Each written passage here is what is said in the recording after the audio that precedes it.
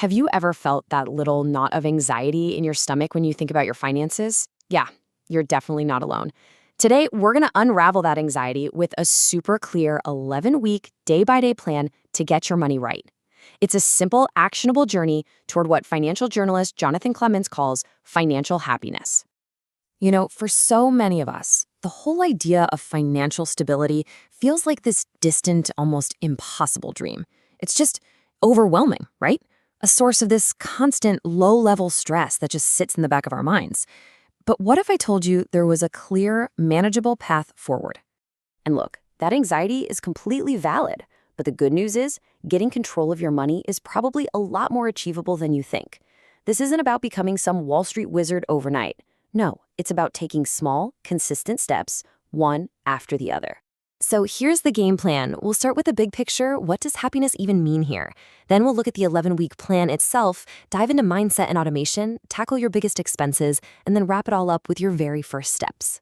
Okay, first things first. This entire approach, it's not really about spreadsheets or complicated formulas. The foundation is understanding that personal finance is about so much more than just numbers. It's about creating a life that's actually worth living. It's about figuring out what you truly want. So what even is financial happiness? Well, it's a state where your money is a tool that serves your life, not the other way around. It's when your spending actually lines up with what you value, which gives you this powerful sense of control and just melts away that background stress. It's all about being intentional. All right, so where does this plan come from? It's based on Jonathan Clements' book, From Here to Financial Happiness. And the whole thing is designed not just to give you information, but to get you to actually do something with it.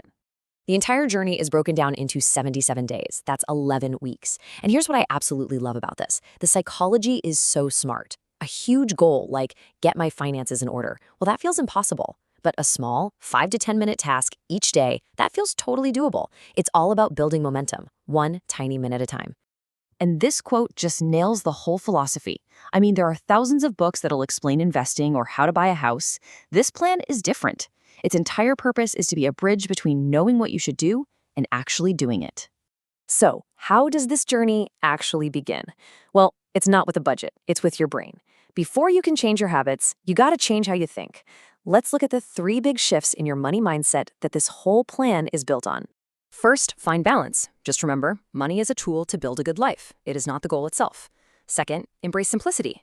Seriously, you don't need to be a financial genius. Stick to proven, low-cost stuff like index funds, which are basically just a simple way to own a tiny piece of the whole stock market at once.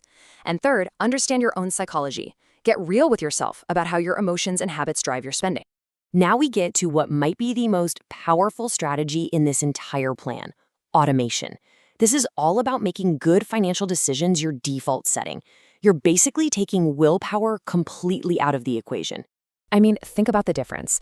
Managing your money manually requires constant discipline. You have to decide to save every single month, which leaves you wide open to impulse buys and just plain inconsistency. But when you automate, inertia becomes your best friend. It's a cool idea from behavioral economics called choice architecture. You're designing your life so the easy, default choice is the right one. Saving just happens without you thinking about it, which consistently builds wealth and honestly just zaps your financial stress. So, let's get practical. Putting your financial life on autopilot is the goal, and here's your checklist. First, set up automatic transfers from checking to a high-yield savings account. Do it today. Next, automate your retirement contributions straight from your paycheck. Then automate all your bill payments to avoid those ridiculous late fees. And this last one, it's an absolute game changer. Set up your credit card to be paid off in full automatically every single month. This is how you win. Okay, so once your savings and investments are on autopilot, the next step is to look at the other side of the ledger, your spending. But instead of stressing over every latte, this plan focuses on the 2 areas where your money really goes. So check this out. According to the Bureau of Labor Statistics, the average American family spends a whopping 33% of their budget on housing and another 16% on transportation. Think about that. That's almost half of all your spending tied up in just 2 things. This is exactly why the plan argues that if you can just get these 2 big expenses under control, you really don't have to sweat the small stuff. Let's dig into transportation for a sec. Are you overspending on your car? Let's find out. Take a look at this table. Go ahead, jot down your annual car payments, what you spend on gas and insurance, and an estimate for repairs and registration. Now add it all up. The big question is that total more than 15% of your annual pre-tax income? If it is, the source materials suggest you might be spending way too much here, and it could be holding you back from your other goals. So what's a smart fix? Avoid the massive hit of a brand new car. By buying a vehicle that's just 2 or 3 years old, you let the first owner pay for that huge initial drop in value. It is one of the easiest ways to save thousands of dollars on a major expense. Okay, we have covered a lot of ground, so let's bring it all together and focus on the key takeaways, the first steps you can take on your own journey to financial happiness, starting right now. Here are your marching orders. First, automate everything. Make saving your first and most important bill of the month. Second, align your spending with your values.